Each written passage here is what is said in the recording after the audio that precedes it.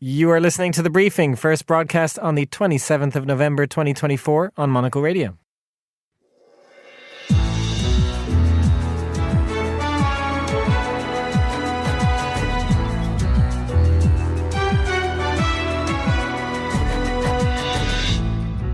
Hello and welcome to The Briefing, broadcasting live from our studios here at Midori House in London. I'm Chris Cermak. Coming up on today's program, with Russia advancing in Ukraine, we ask whether the current pace of the war is sustainable. From there to internal European Union politics, as the new Commission is set to be voted into office by the European Parliament. But what do Ursula von der Leyen and her new cabinet leading the EU hope to achieve? After that,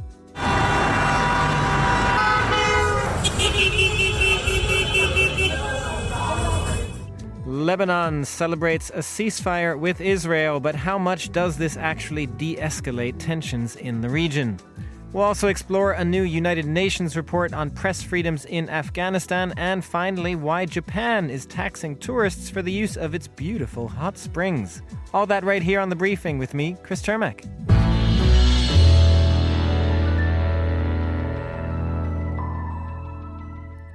The war in Ukraine appears to have reached a fever pitch in recent weeks, with reports that Russia is advancing at its fastest pace since 2022 in the east, but also burning through resources at an unsustainable rate. A Ukrainian delegation, meanwhile, is in South Korea, hoping that Seoul will do more to counter the arrival of North Korean troops on Russia's side.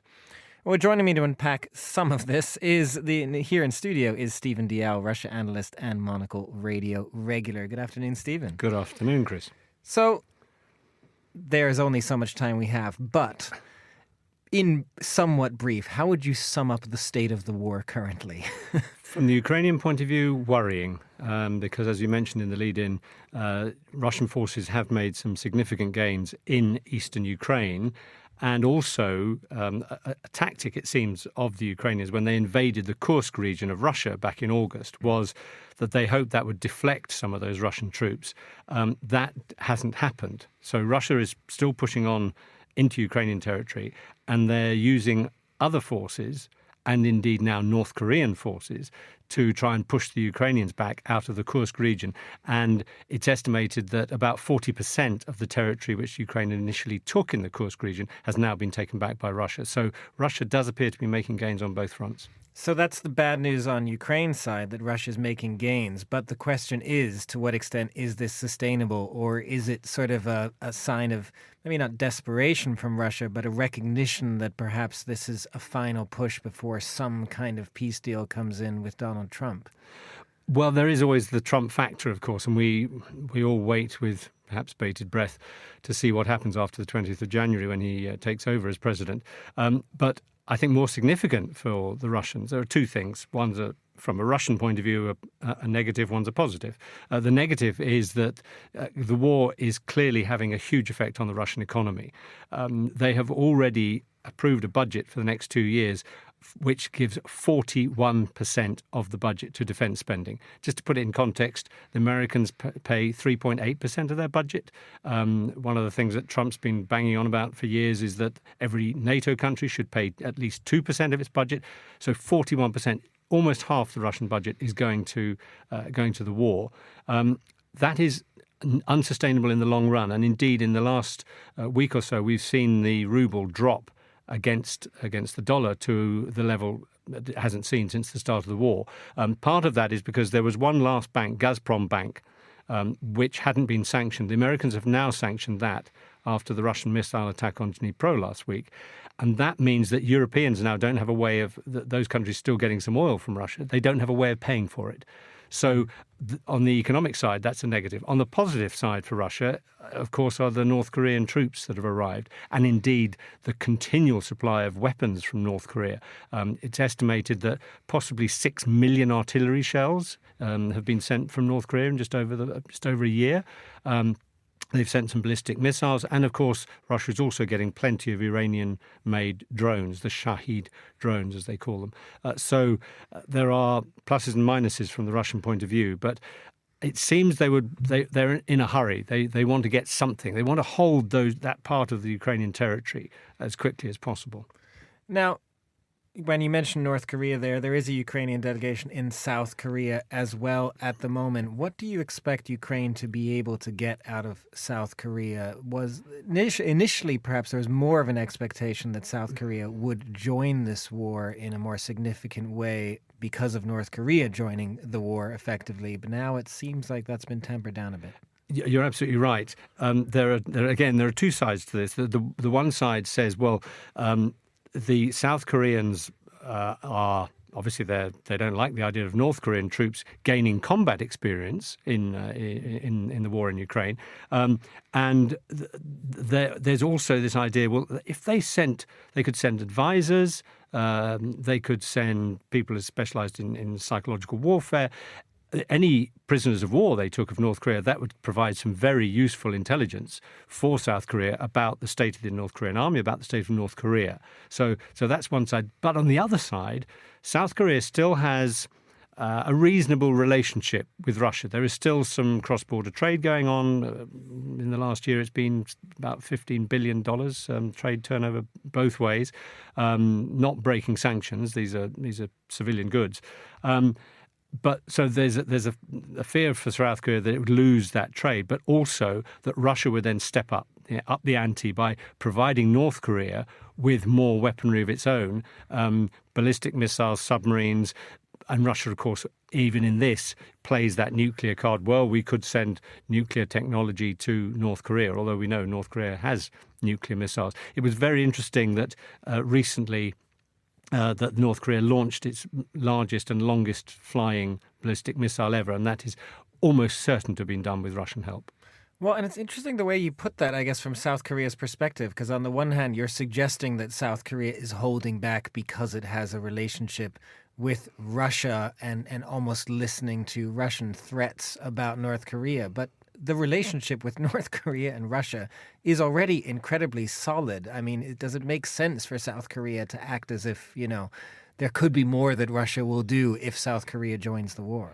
Sitting here in London, no. But I think if you're sitting in Seoul, then you would be very worried about this added combat experience for, indeed, some combat experience, because North Korean troops don't have combat experience. They're going to get some now, those that survive.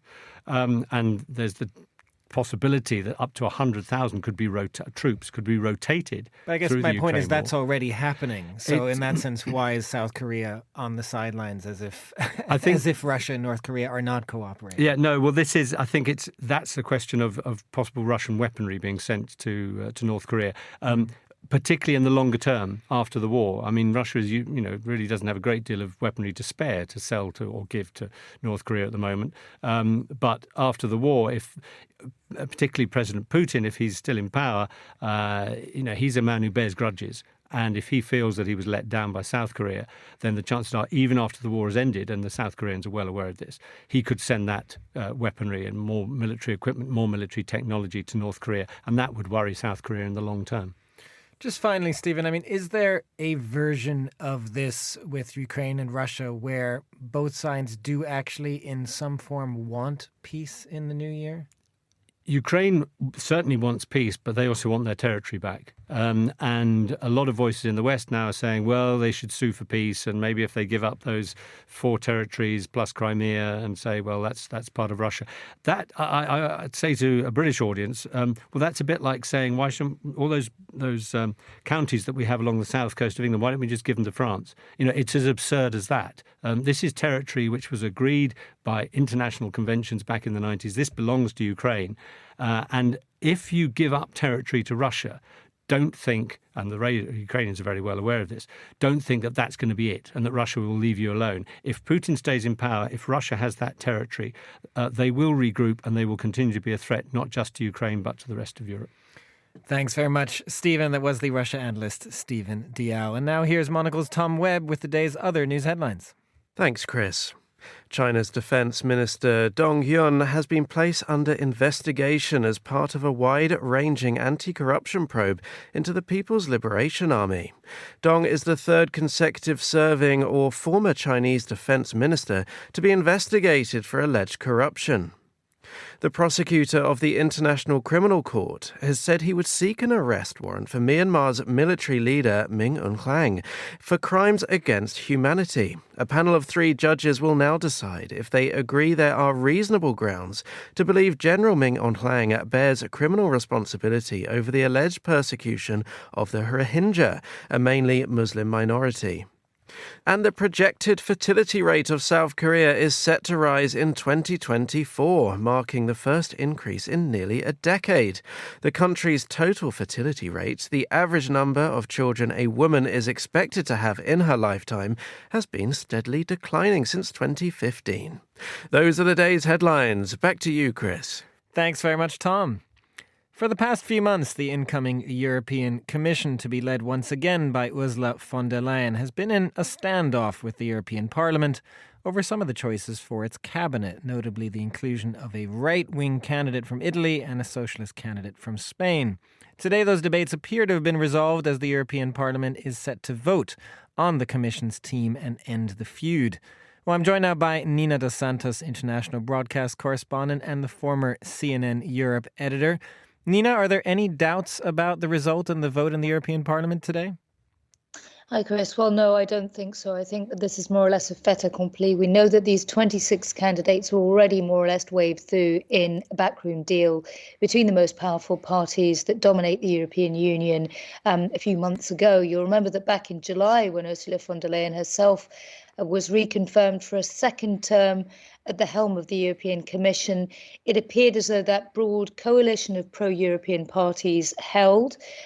It'll probably hold again today, but what will be interesting to see will be, as you said, looking out for some of those fissures, particularly surrounding the candidacies of Raffaele Fitto, who's a far-right member of the Brothers of Italy party, and also Teresa Ribeiro of Spain as well, who's a socialist. There are some people among Ursula von der Leyen's broader coalition that did not take kindly to those 2 names being among her top team of 27 in total, including herself.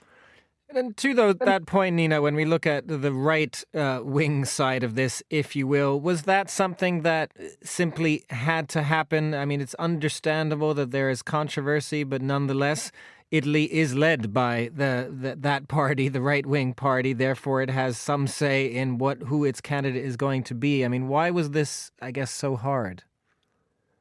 Well, I suppose it's an acknowledgement, really, as you said before, of how the chips have stacked up since the European parliamentary elections that took place on the 6th of June earlier this year. And that was when Europe was rocked by this rise of the right. The centre-right, to which Ursula von der Leyen belongs, that is the broader conservative party that groups all of these centre-right parties across Europe, the European People's Party, they did very well.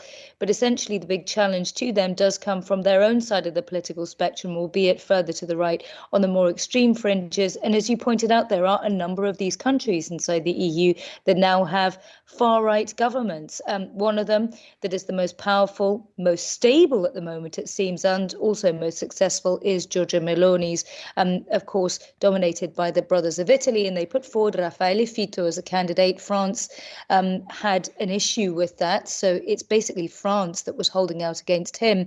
And when it comes to the other side of the spectrum, with regards to the socialist candidate, Teresa Ribeiro of Spain, it was the Partido Popular, the conservative party that's part of, as I said, the European People's Party, Ursula von der Leyen's political family. They had an issue with a socialist candidate from their political nemesis back home in Spain being on the ticket as well. And there were some other disagreements. Belgium, the Netherlands had issues with the makeup of this team.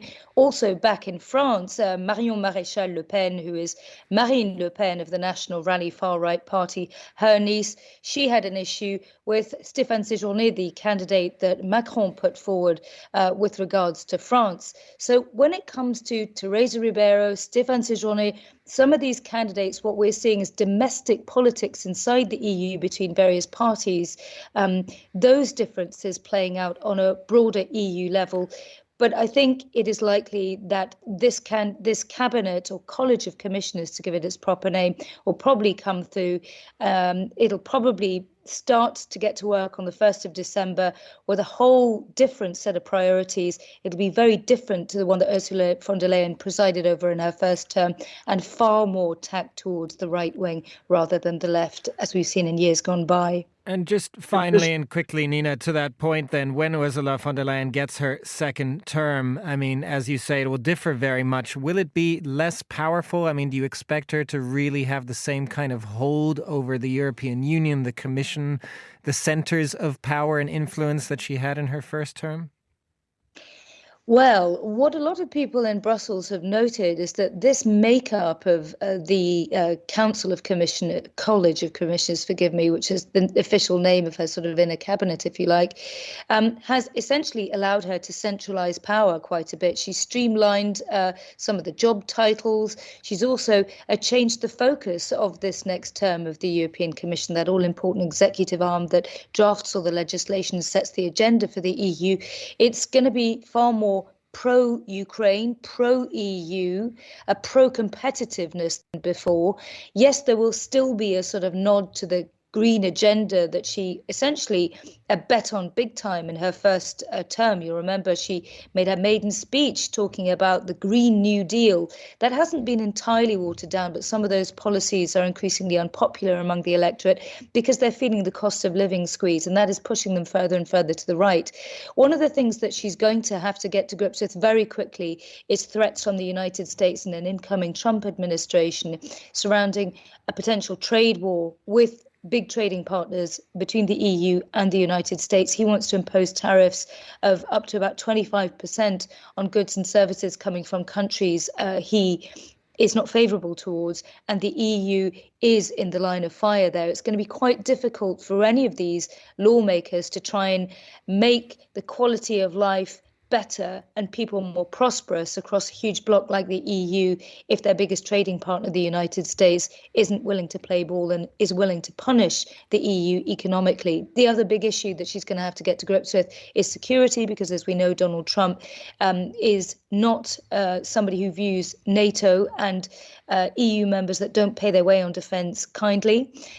So a lot will hinge upon her relationship with the incoming US president as much as it will with the individual leaders of the European Union who, as we were saying before, are tacking further and further to the right. Ergo, just look at what happened in Romania the other day, where a far-right presidential candidate came from nowhere to win the first round of the presidential elections there. We've also got far-right governments in places like Austria and the Netherlands to contend with too.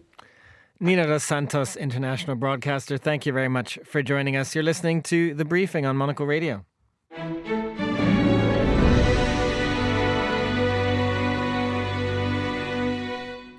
You are back with The Briefing on Monocle Radio. I'm Chris Cermak. The Israeli-Lebanon ceasefire takes one conflict out of the equation, but leaves a number of others rumbling in the Middle East, with Iran-Israel tensions still at a high level, and of course the war in Gaza that is at the center of this conflict still continuing. The question is whether we have turned the table in the region from escalation to de-escalation. Lebanese are reportedly returning to southern Lebanon in positive news, although Israel is warning them against doing so. The mixed messages do continue. Well, I'm joined now by Burcu Özçelik, Senior Research Fellow for Middle East Security at RUSI here in London. Burcu, first of all, how strong do you feel this current ceasefire deal is? Will it hold? Well, that's the million-dollar question, isn't it? I think it's a very welcome development, and it's certainly one that all sides have been hoping for and anticipating for quite some time. So its arrival is welcome. I think there's reason to be cautiously optimistic, but it's one of these situations where we must wait and see the extent to which Israel, Lebanon, Hezbollah, and importantly, by extension, Iran, are willing to adhere to the conditions set out in the ceasefire plan in the long term. The aspiration is for this, the ceasefire agreement to evolve into, to turn into a permanent, sustainable peace. And that's the real question. I think one of the reasons to be optimistic about the ceasefire is that Hezbollah has an incentive to stick with its side of the bargain.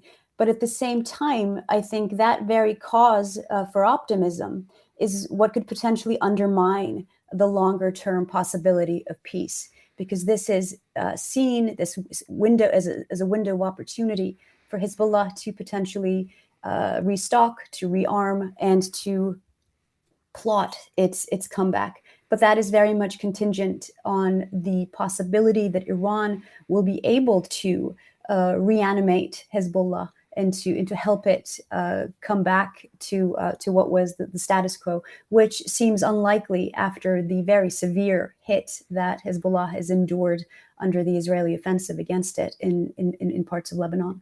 So, Berju, that is one aspect of this in terms of the more medium to long term, I suppose, as Hezbollah rearms. But in the current atmosphere, I do wonder what effect you think this ceasefire will have on the region more broadly. You mentioned Iran, as I mentioned at the top, the fact that Gaza was and is at the center of this conflict. I mean, how are countries in the region reacting? Is there a feeling that even though Gaza was the center of this conflict, that a ceasefire in Lebanon will contribute to some de-escalation in the region?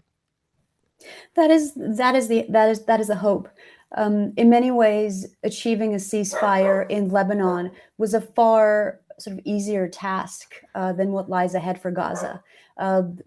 Securing a ceasefire in Gaza, addressing the issue of post-war governance on the Palestinian side, what that might look like in practice.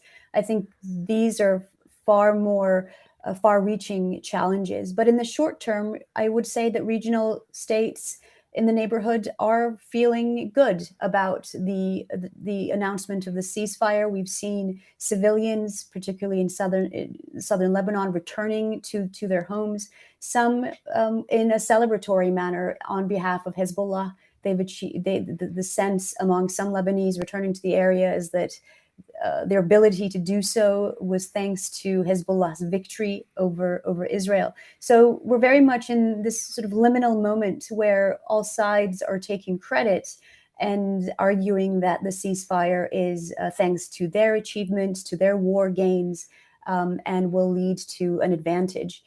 And again, mixed messages, as you said, and mixed reactions across the region. Well, just finally then, Berju, given that, as you say, this was the easier one and the war in Gaza is still out there, are you seeing signs from the regional players as well, that they are going to put pressure now on Israel to reach some kind of ceasefire peace deal in Gaza as well? Or is there just an expectation at the moment that that's going to continue at least until perhaps Donald Trump gets into office? I think that's a fair point. There is a expectation that this is a moment of lull when it comes to a ceasefire in Gaza. The negotiations over the release of the Israeli hostages, of course, is an essential component of this. There are rumors on the ground that there's been some movement there in terms of which party will now begin to negotiate, now that Qatar has said that it is suspending its role as a mediator until both sides are able to commit to the process. And so that the return of the hostages from the Israeli perspective, from a humanitarian perspective, is essential. But I think it's fair to say that the sides are waiting for the incoming Trump administration to see what kind of deal can be struck. Trump has said that Israel, of course, must sort of end this war before he comes into office. But that's looking very unlikely on the Gaza front. I think all eyes now, for the time being, will be focused on southern Lebanon and the border area with Israel. Over the next 60 days, the extent to which this deal can be implemented without serious violations of its terms, I think, will be very telling. And that will hopefully feed into a wider security sort of arrangement that will look at the future of Lebanon as well. And that's an important part of this, that at this moment, this juncture, Lebanon is faced with a serious opportunity to reconstitute the Lebanese armed forces, to select a president, and to reclaim the state's sort of sovereign legitimacy over the use of armed force.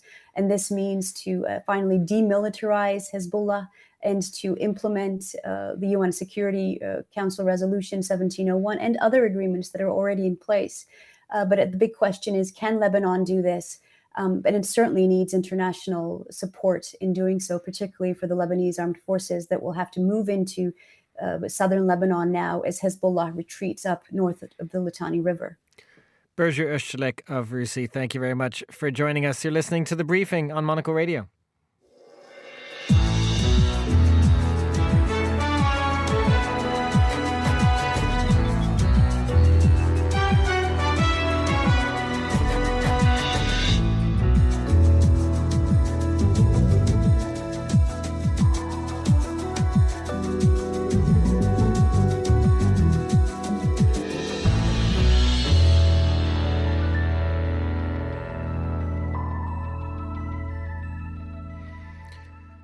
You are back with The Briefing. With the Taliban taking over the leadership of Afghanistan, it should perhaps come as no surprise that freedom of the press in the country has been restricted over the past few years. But a new report from the United Nations mission in the country details just how far that repression has gone and the extent to which human rights have been violated. Well, I'm joined now by Shafi Karimi, founder and director of Afghan Journalists in Exile Network. Shafi, great to have you on the program. Let's start with inside Afghanistan. What is the atmosphere like for journalists still reporting there? Thank you for having me. Actually, since the Taliban took over the Afghanistan since 2021, I guess the situation for Afghan media and for the journalists has been totally changed. These changes, like as journalists said, it's a dark situation for the Afghan journalists in the media landscape in Afghanistan. Like before the fall of Afghanistan, it was the situation was very good. The journalist was independently can work on the media and covering all stories from Afghanistan. But right now, unfortunately, everything is changed, and even the journalist is not allowed to cover the events or any or even like it's against the Taliban. And the suicide attacks in the country or the killing of somebody, it's not allowed for the Afghan journalists to cover all these things. As I know, on August 2021 and after that, for several months, the Taliban sent their members on the newsrooms of the Afghan medias, and when they are created the bulletins and also the news for the publications, it's checked by the Taliban, and after the check, the Taliban censor many reports, and after that they get the permission for the editors and for the head of the media. That's fine that you can now publish the news for them. So it means that everything is right now under the censorship of the Taliban, and no one can independently work in Afghanistan.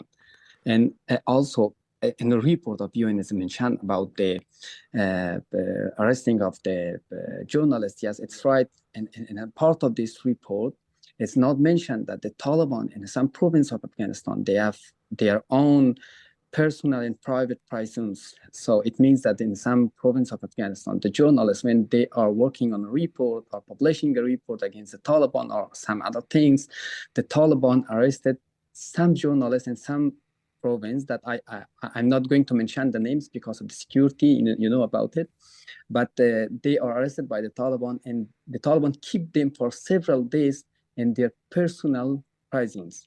So it means that the total statistics that it's released from the side of UN report, it's not like 300, it's more than 300, and most of them, they are not ones to come in the media and talk about it. So yeah, no, that is absolutely an aspect that one certainly imagines that even what the UN is reporting in terms of 256 instances of arbitrary arrest is an undercount, instances of torture and ill treatment, instances of threats. I did want to ask you specifically, Shafi, as well, how that is impacting whether journalists are leaving and how you go about being in exile, how you go about reporting on what's happening in Afghanistan, drawing attention to it, and also specifically how you go about reaching people on the inside? Actually, it's very difficult, even for me as an Afghan journalist in exile. When I'm, for example, like a few months ago, when I work on a report for a private agency, it was about the Afghan transgenders in Afghanistan, how their lives there. And I called many times to the members of the Taliban and the spokesman of the Taliban to ask them about the current situation for them. No one is responding for me as an exile journalist because they are not wants to connect with me. They are not want to respond for my message. They don't want to speak with me because I'm an Afghan in exile, journalist. It means that for us in here, lack of the sources, lack of information, lack of everything. Like it's very difficult for me to cover these stories inside the country. But yes, the people are with us, and we are always connecting with the people. Always we are in connection with the people. We are getting the information from the people. But yes, it's difficult to just confirm this information. There's no source for the confirmation of the information. We have the people, and every time when we are receiving the news from them, it's take lots of time to get the confirmation from the other unofficial sources. So it's difficult for us. But inside the country, for the journalists in Afghanistan, as I mentioned before, it's a difficult situation in different situations. So because if they want to work on an investigative report, it's not possible for them to do and to go for interviews, to do interviews with the people, because the people are very worried about their lives. That's why they are not going to do the interview with the journalists inside the country. Even it's the only way to come and cover the reports that what the Taliban wants from you. So for now, every report that it's published from the medias inside the country, it's all about the one face of the Taliban, that it's a positive face, not a negative face of the Taliban. And the people outside the country wants to know about the reality inside the country, what's going on there. But there is no one there to cover the real face of the Taliban and what's going on real in Afghanistan. Well, Shafi, we really appreciate you coming on to explain at least some of the challenges you're facing in reporting out of Afghanistan, also from outside. That was Shafi Karimi, founder and director of Afghan Journalists in Exile Network. You're listening to The Briefing.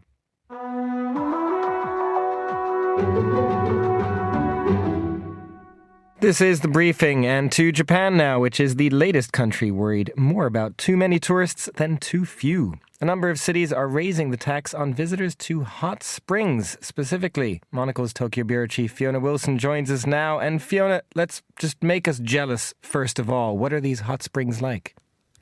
Let me set the scene for you, Chris.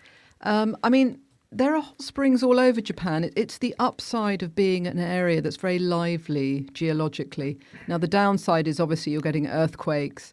That's not so good. But you do also have, I think there are about 27,000 of these. It's geothermal sources of hot water, and it's very, very hot. It comes out the ground. It's really dense with minerals. It's very good for you. And people have been sitting in these pools of hot water for centuries, and they think it's very good for their health.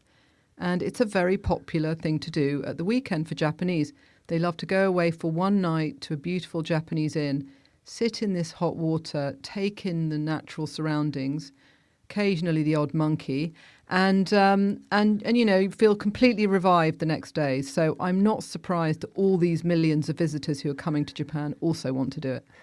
I'm not surprised they want to do it, but 27,000 hot springs around the country, that doesn't strike me as something that would necessitate a tax for overcrowding, would it? I mean, are all the tourists going to the same ones, or is it really that all of these hot springs are overcrowded at the moment? Well, I mean, not all of those sources have an inn attached or even somewhere someone could sit down. I think that's just like across Japan. That's how many sources of hot spring water there are. But there are certain areas of Japan which are really popular for hot springs. So you've got in Kyushu, way west, way southwest of Japan. That's a really popular area, this place, Beppu. And this is a place where a lot of tourists are going, a lot of Japanese visitors go, and the inns are built around the hot springs. So where you have a very, very good hot spring and people will know the minerals, when you go to these hot springs, you look on the wall, it tells you the minerals in the water or how, the composition. So, you know exactly what you're in for. And yeah, I think the problem in a way is that because it's become so popular, there is an issue about, water levels, maintenance of these hot springs. They can't just be used endlessly by increasing numbers of people without very high maintenance. And there's been a tax on these hot springs since the war, actually. About 1948, they brought in this hot spring tax. And it was always meant to be to maintain the springs themselves, to make sure they stayed clean, functioning, didn't damage the environment. And I think the trouble is now it's just probably too many people in some areas. And, it's a way of raising a bit of tax for places that are considered to be a bit over-touristed at the moment. Well, to that point then, Fiona, are there other parts of Japan, other hot springs that are under-touristed at the moment? Would you recommend that if tourists do not want to pay this tax, where should they go? Chris, it's more than my life is worth to say that hot springs that people should go to. These places have become closely guarded secrets. It's interesting. I find I've got a sort of, a bit of a back channel of people saying, oh, I found this great quiet hot spring. I think the thing is you can go to these very popular hot spring places. The inns are really nice. It doesn't really matter, in some ways how many people are there, because what the idea is you go and stay in a traditional inn, take your shoes off at the door, and you stay there the whole night. You eat in the inn, you bathe in the inn, and then you go home, hopefully feeling like you're a new person. Well, a bit revived, if nothing else. So you could, of course, you can go to obscure bits of the Japanese countryside, and yes, you will find these obscure inns. I went to one last year, and by chance, it had just reopened that week after being closed. It was snowed under all winter, and we were the only people there. That's very nice. And if you don't mind that, I'd be heading to places like Iwate. You go to the northern bit of Honshu, the northeast. Tohoku is the place to go. If you want these very quiet, very obscure inns, that's the place. Thank you for actually giving us some names there of your secrets right at the end. But just finally, Fiona, in terms of tourism in general in Japan, just curious what the mood is like at the moment. There are a lot of people coming, partly because the currency is also weaker. Are you feeling like there is a shift in Japan in general when it comes to sort of welcoming tourists, or is it more about just certain particular places that are getting a little bit too full? Yeah, I think, all these things can be true at the same time. People do welcome them, and they certainly welcome the business. I think some places, honestly, are just a bit too crowded at the moment. I'd say Kyoto, very, very busy. I was there recently. The centre of Kyoto is very crowded. Hakone, which is this very popular place where you can see wonderful view of Mount Fuji, and that feels a bit overrun at the moment. I mean, you just need to look at the numbers. October was a record number, 3.31 million visitors in 1 month. And I think if you think when I first came to Japan, you were getting a couple of million people a year. So I think you can just see the difference. We've already broken pre-COVID records for the year already. So I think, this is going to be a record year. And it's a bit of an adjustment. Definitely the currency has got a big part to play in it. It's lost half its value against, say, the dollar. So naturally, it's a very attractive destination for American tourists. So, I think a bit of an adjustment for Japan. But, Japan has got plenty of room if people filtered out a bit more. The trouble is everyone who comes here for the first time thinks, I must see Kyoto. And I do understand that. Do you see more adjustments coming for 2025? I think the big story will be going to, smaller cities, filtering out from these main places. I think that's going to be the big adjustment. And you've got a lot of towns, you could go to the north of Japan, back to Iwate, as I'm saying, these places like Morioka or Yamagata, these interesting smaller towns, a lot of history, great hot springs and really good food. So I'd be heading there next year. Monocle's Fiona Wilson, thank you very much for joining us. This is The Briefing.